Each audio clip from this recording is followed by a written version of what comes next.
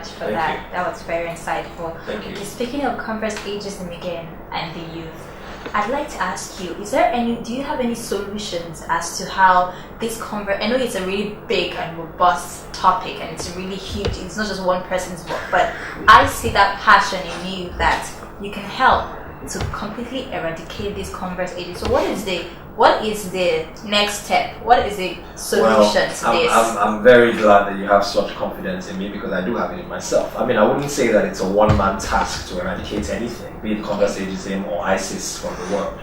The reality is that people have to come together. But what I would say is this. The YJVE model, Youth Joint Venture Entrepreneurship model that I postulate goes a long way in solving this Converse ageism problem. But solving it doesn't come from the youth, it comes from the perception of society, those in power, those in authority. How do they think? How's their thinking changing with regards to the youth? How are they borrowing lifts from other developed countries whereby you see that the youth spearhead everything? Let's not start getting into the cliche of how old is the owner of Facebook and how old is the owner of Twitter. I think that's all fast spent. We know that these are young people. There's no reason why those things cannot happen in our country if we're encouraged by virtue of the society we live in. So what the YJVE model I postulate does is that it enables youth to gain the practical know-how, consumer client base that they require to generally thrive. Okay? And naturally, when they thrive, then society will begin to recognize them for their efforts. And then in doing that, society will begin to see that indeed the youth have a lot to offer. Okay. But you see, society has to be willing to see. Able, ready, and willing to see. And that is what solves the Converse ageism problem, that ability, that readiness, and that willingness to see.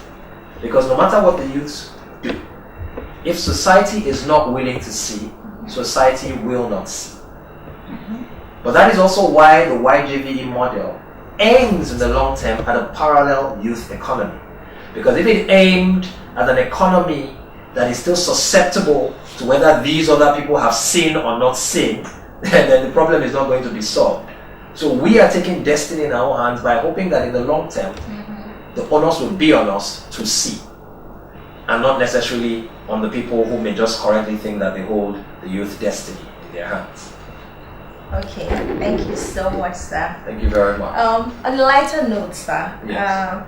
I follow your @MrEMEDITH handle on Twitter, and I've seen that you always dish out so many insightful quotes on business, on success. I just want to ask you, what is your favorite business entrepreneurship quote?